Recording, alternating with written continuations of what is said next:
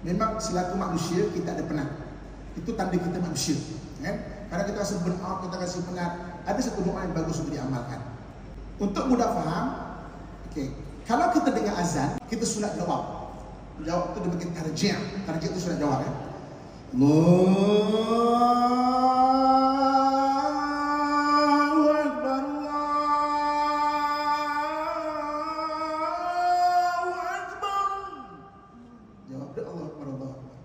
Asyhadu an la ilaha illallah.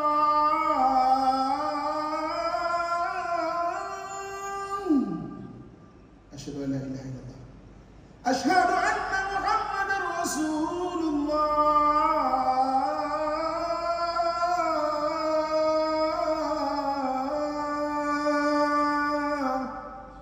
Asyhadu anna Muhammadar Rasulullah. Sampai hayya 'alas shalah, apa jawabnya? La haula wala quwwata illa billah. Sampai hayya 'alal falah, apa jawab dia? La haula wala quwwata illa billah. Siapa yang baca la haula wala quwwata illa billah diberi kekuatan untuk buat benda itu. Jadi zikir yang paling bagus untuk kita burn out adalah la haula wala quwwata illa billahil aliyyil azim. Amalkan la haula wala quwwata illa billah. Tapi baca untuk diri kita tahu, bukan baca untuk suami. La haula wala quwwata illa billah. Ha? Abang tipu lagi ya? Ha? Ha? Jangan. La haula wala quwwata illa billah.